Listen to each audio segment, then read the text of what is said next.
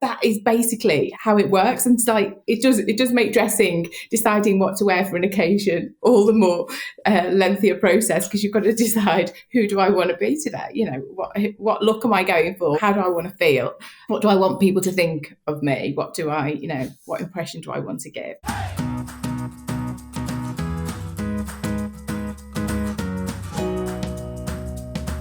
Hello and welcome back to the Style Stories podcast. And today I'm joined by another lovely female entrepreneur from the accessories brand, Scott Samuel. Welcome onto the Style Stories podcast, Keira Scott Samuel. Hi. Hello.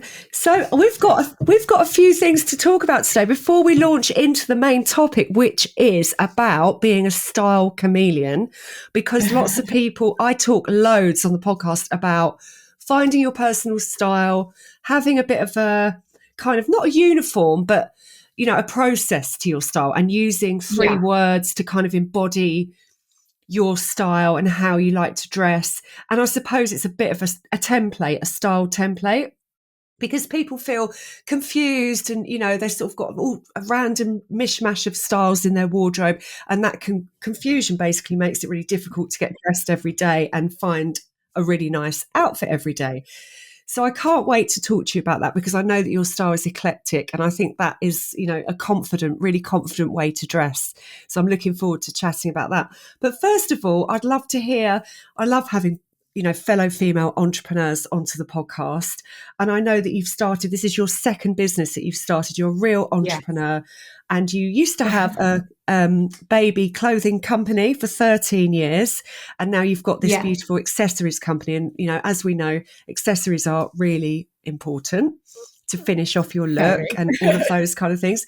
So I'm just going to hand it over to you to give us a bit of background about how you started Scott Samuel. So I was sharing, my baby brand, I was creating content for, and I'd often be asked what I was wearing and where it was from. I quite enjoyed that. You know, it's nice to be told you look nice, isn't it? Very nice. So I kind of started as a bit of a hobby. Another Instagram account where I basically shared my outfits, a style account, and sort of that carried on. And then as my business was, my baby brand it was getting harder, basically. It was quite a tough environment because you've got to get new customers each time. And there was a hard few years. One of my friends suggested that I start an accessories business. And I said, no, don't be silly. But she'd planted the seed, and I think I'd started to think about it without even realising it was in the back of my mind. And then we had a Christmas where we literally all had COVID, one by one. So we didn't see anyone for about 3 weeks. The house was literally like a red cross on the door. And in that time, I hadn't done it myself before, but I built a website. I ordered my first bags, which were my first stock. And literally I had a plan and I thought, you know what, if it doesn't work, it's just a little test. But I'd already had this sort of community of women who I'd met through my style account, who became my sort of biggest cheerleaders. And that really gave me the confidence to try something new, really. And it was especially important given that my other business was failing. So I just, put everything into it. And I love shopping. I love clothes. I love accessories. So it didn't feel like work. Oh, that's amazing. I mean, it's interesting. You said, I love that, the story, the sort of origin story, that it was a friend that planted the seed, because that is exactly what happened to me, actually. I was sitting in my friend's kitchen breastfeeding my second son, and I was, you know, having a really hard time in corporate, and I hated it. And but I've always been creative. I used to work in fashion and retail, and she said, you should be a personal stylist. This was about sort of 18 years ago or something. And I was like, what? And it literally, that never would have, I don't think that ever would have popped in my head, honestly, if she hadn't said that. And maybe the accessories thing wouldn't have popped in your head. No, I don't think so. I thought she was mad. And the idea of that I would do something so different, but it's been perfect, and I absolutely love it. I love what I do. I love my customers. I love styling the products. I love shopping for them. I love all of it, really. I feel very blessed to be able to do something that I love. Yeah, I mean, that's amazing when you sort of land where you're supposed to be. Have you got, obviously I've looked online at all your beautiful products and I want to talk about a few of those in a second. But you're not bricks and mortar, are you? You're online? No, it's all online. Yeah, All yeah. online, yeah. Because I saw some bags on the website. So anyone listening, it's scottsamuel.co.uk. Is that right? Yeah, with a hyphen between the Scott With and a the hyphen Samuel. between the Scott and the Samuel. And you've got some bags, I think they're called the geographic bags, and they look like Geometric. geometric, that's it. Yeah. They look, Only because it's the bag I'm using at the moment. it's Oh, hang on, I'll do gorgeous, it. but you know what it's like? It's like, is it low? Yeah, yes. Oh, it's It's a beautiful. dupe. Let's call it a dupe. A dupe. It's a dupe. How do you say that brand? I always get it wrong. I'm not entirely sure. Low, I say, but I don't Low know or whether Lowy. I Louis, think I it think might it be is. Lowy. Yeah, it's gorgeous bags, and there's also bum bags, which in America, I've got a lot of listeners in America, Keira, and I think they call them fanny packs, Fanny packs, fanny which packs. is But the bum bags, even though they're bum bags or fanny packs, then they're designed to be worn cross-body these days. Although you could wear them around your waist if you wanted. Yeah, yeah. So yeah, and here's an example. That's the yeah. washed leather one. Oh, gorgeous sort of wash leather, and I've seen you've got some beautiful vintage sort of studded bags on there as well Yeah. on your Oh, I do. website. Yeah, I like a bit of studding. Anything sort of vintage, but I'm not a posh bag person. I mean, it's like Okay. it's probably because I haven't got the budget, but I've So you never mean the had. expensive bag person? Yeah, like a Chanel, like a Yeah. Gucci, like all of that stuff. I don't. Lots of my clients have got those bags in their wardrobe, but I don't. I just because I give my bags a hard time. If I'm honest, I kind of throw them around, and I So you can't. want I something can't be nice, doing but that with that's a not Chanel. hugely expensive. No. Yeah, yeah, yeah. No, I'm Exactly. That's completely with you on that. practical. That's practical. But also, what I love on your site is you've got some amazing. I'm obsessed with your capes. I think I've mentioned your capes Capes. about I did 20 bring a times cape. to you. You asked me to wear the cape, didn't you? But I Yeah. brought it to show you, or to show the listeners and the people Yeah. watching. So So this is one of the capes. I've just put it over black top to see how it could be worn. lovely. It's right up my street, that. So it's just simple. It's sort of if anyone's, not watching on YouTube and listening, check out the website so you can see these capes, because this is such an easy way to elevate an outfit. Put a t-shirt on, a pair of jeans, throw on one of these glittery, sparkly, organza, glamorous, cool capes. Job done. You look ready for drinks, ready for a Exactly. festival, ready for anything. They're perfect for festivals. They're really nice actually over a denim shirt or a denim jacket, which was a Oh, surprise to me when I worked that one out. But I wore it over kind of like a cut off denim jacket with and then had the collars out and then the cape over the top, and it looks like it looks like a really fancy jacket. oh, I love the sound of that. Definitely right. I'm definitely getting one of those capes. They're really gorgeous. Right, we're I going will to send talk. you one. Yes, I'm excited. Right, I'm so lucky. Right, so we're going to talk now. We're going to get into the Yeah, style of, being a style chameleon, because this is something, if people are sort of lost listening to the podcast, wondering what their style is, and then, thinking I need a template, I need to sort of wear the same thing all the time, or that idea of a capsule wardrobe as well, that yeah, whole idea that you need, you should only have 10 things in your wardrobe and you can rotate them. I would be bored yeah. I senseless. would be so bored. I could not in a million years do that. I like the idea of it, but it's just not me. It's absolutely not. And I think, confidence, we must really mention confidence, because people, we all want to belong. We have a Yeah, human an inherent urge really to belong. Some of us want to be rebellious. We don't want to follow the crowd. We don't want to be the same as everyone else, but we also want to belong. So people are scared of experimenting with outfits yeah, and things like that, because if they feel if they get it wrong, there'll be a bit of a laughing yeah, stock. And what that does is keeps you small. I think it keeps you in a box, almost in a rut, and that's why you end up wearing the same things on repeat. And it's such a shame when you could be more experimental. So I just wanted to talk to you really about your style journey and how would you describe, what does it mean that you're a style chameleon? So something that's just jumped into my head then, what you described is exactly how I think I definitely went through a period of feeling like that, feeling like not feeling confident with my style choices. I'm very much stuck in a box.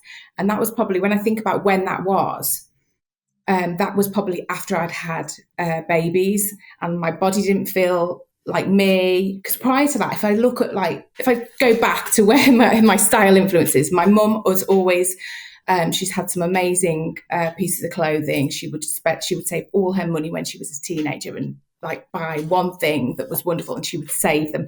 And then me and my sister would go like clubbing when we were 18, 21 in her vintage Casual shirts. And she had some lovely things. And she kept them all. She's still got a lot of them now. And she passes me things. So she was definitely my, a big influence on my style. And I went to university with some amazing vintage coats of hers. Oh. And I remember then going to uni and being really confident. I wasn't wearing things that other people were wearing, but I was confident. And then like going to clubs and just, putting together outfits and feeling confident in them. And then I think maybe I got to sort of my 20s and then, I think, maybe a desire to fit in. I met my ex-husband then. It was prior to having children maybe, but I think maybe I toned things down a little. And I was, when people say, does this look okay? And what are you wearing tonight? And that whole thing that happens before a night out. I feel like that happened a lot. And I didn't have confidence in just wearing whatever I wanted. And then I had babies and I definitely was stuck in a bit of a rut. I still felt like I liked my outfits and stuff, but I didn't necessarily have the confidence that I've got now in my style. But I was still choosing lots of different kind of styles. And then I think as I got older, I care a bit less. I definitely like experimenting more. So for me, being a style chameleon, what does it mean? So I don't want to be pigeonholed. So what I do really like, vintage things, but I like them mixed in with high street. I like them mixed in with, I like a little bit of high end. I buy a lot of pre-loved. And I like to mix lots of different things in. So, for example, I've got like an embroidered blouse on today with a little waistcoat, but I've got it with some leopard jeans. Oh, love it. So it's a bit eclectic just in my outfit. And I could wear that with trainers. I could wear it with sandals. I could wear it with boots. And my outfit, it'll just change depending on my mood. And I think that is how I dress generally, depending on my mood or depending on the occasion. So I've got 3 kids that range from 17 to 5. So if I'm going to, I'm going to be going to the park, for example, with Daisy, my youngest, I will probably put a boiler suit on or a jumpsuit, something really simple and easy because I know I'm going to be, running around the park with her and trainers. And that is like what I maybe is loosely my mum uniform. But it's not, I don't always want to dress like that. And I don't want to be pigeonholed into that. So I like to be able to, to just decide who do I want to be today, and not just be like Daisy's mum, but, decide what I want to wear based on what I feel like, what the occasion demands, and anything else really. Just a quick word from me, your host. I'm popping in here to let you know that if you are struggling with your wardrobe, there are lots of services I offer to help with that, and you can work directly with me. So if you are opening your wardrobe each day, wondering what to wear, you've got a really important job, you've got a job interview, something has changed in your life and your wardrobe doesn't speak to who you are today, take control, get in touch with me. Drop me a DM, I can help with either my online virtual 60-minute styling session, or you can book an in-person service with me if you live in the UK. I'll come and edit your wardrobe, take you shopping and refresh your wardrobe for the coming years, and so it reflects who you are today. So just check out my website, lisagilbystyle.com. Now back to the show. So really you're using a lot of instinct. There's not really you don't really have a formula, you know, a sort of style. If I could, I'm going to put you really on the spot now, Keira. If I said to you, can you, describe your style in 3 words? Do you find that a useful tool, or is that not something? Yeah. So I do lean towards like boho or pretty. I know that's 2 words because I don't want to use 2 yet. Let's call that 1 word together. You are putting me on Eclectic. the spot. You didn't tell me this. Shout. I like to be a little bit edgy. And I can't think of the third one. Yeah, I think I'd agree with that. Boho, edgy, but relaxed maybe. Like, do you still... Yeah, maybe. I don't know. My 3 words would differ depending on the day. Yeah. The day that you discovered me.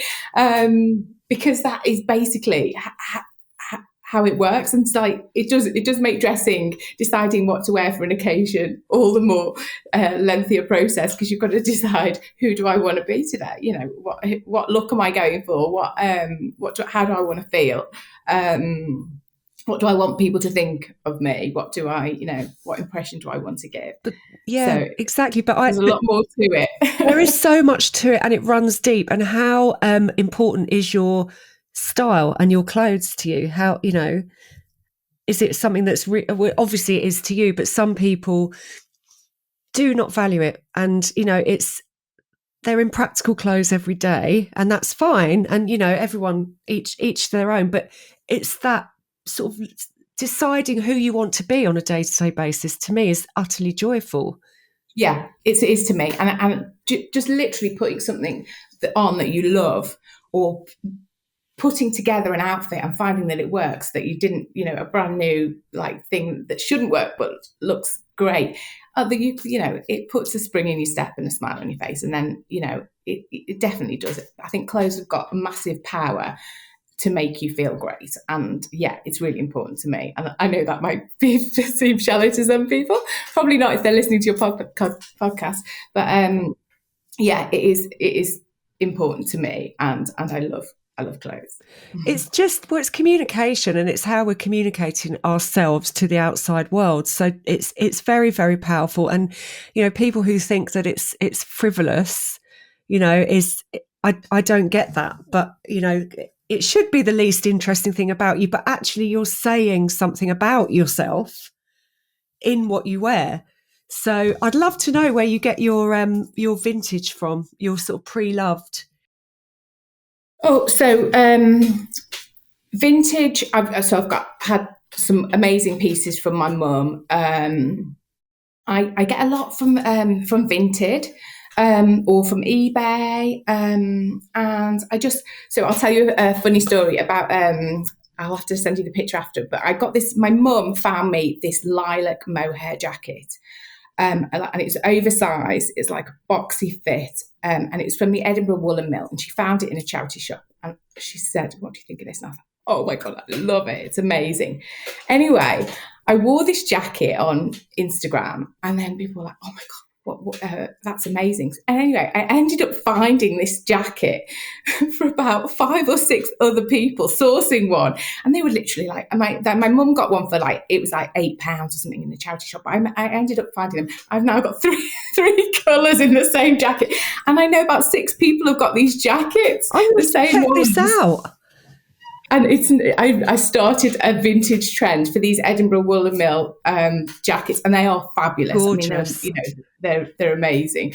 But yeah, they were from Vinted. But I think if you know what you're looking for, I just have a good old search, and then I think Vinted starts to recognise what I'm looking for and throws up suggestions for me. Are there any brands in particular that you look for? I mean, your jeans look like they're Ganni, like sort of.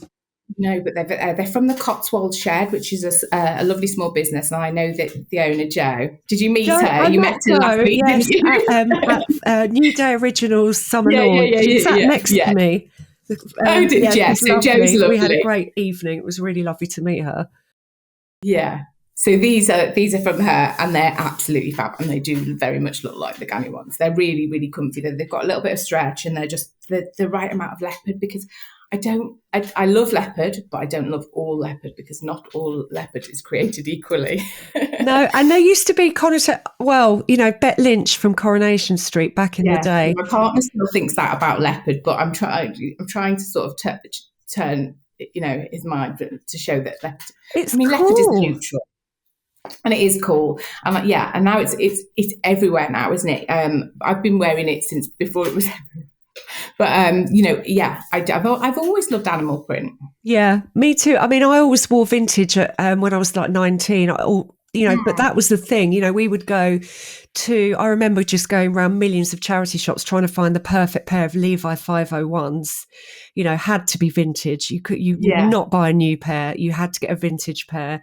And, the coats, the sort of suede vintage coats with the big fur collar and the belt, like very sort of 70s. So that was my look in the 90s. And I don't think I have really deviated much. Yeah. I think that's sort of my inherent style. There's definitely a love of vintage and 70s. I've still got that now.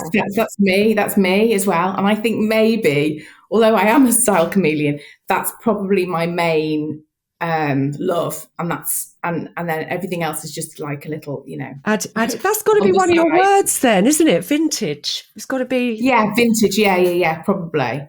I think so. Or even if it's not, like, for example, this isn't vintage, it was actually from River Island of all places, but it's got a vintage feel, and it kind of, and then this is part of this waistcoat is part of a suit that's got denim flares. Lovely. So that's got a 70s feel to it as well. And I do like 70s. I do. I love flares, everything to do with it. I even love the colour. The colour palette is now my branding on my website. That sort of browns and, those sorts of 70s muted colours I really like as well, the whole palette.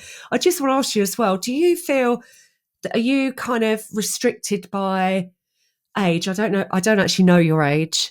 47. Right, 47. So do you feel any kind of pressure not to wear certain things now as you get older? Do you notice these kinds of, that narrative in the papers, in the media, that sort of thing? Well, I just ignore anything, around that. And I notice a lot on Instagram, actually, people saying how to dress over 40, how to dress over 50, follow me for over 50 fashion. And it kind of bugs me a bit, because I just think, just wear what you want. It doesn't matter how old you are, really. It doesn't, maybe people find some comfort in thinking, oh, well, that, they're an influencer for me because they're in the same age group or whatever. But for me, it doesn't really, it's just a number. I don't think I'll be dressing any different in 10 years' time than I was, 10 years ago than I am now. So it is a number, and aging is actually is a privilege, but it's all these articles, which is actually the reason I started the podcast in the first place, was because I was fed up of reading all of these guides. And anyone who's a long time listener of the podcast will probably be fed up of me talking about this, but it was just, you can't wear this, you can't wear that. And it's you just become more confident as you get older. So actually it's the time, I think, to really, if you've been holding yourself back in life in a style sense because you haven't had confidence, because with a lot of people, that a lack of confidence comes with when you're younger, unfortunately. Just go for it now. It's never too late. Absolutely. Yeah.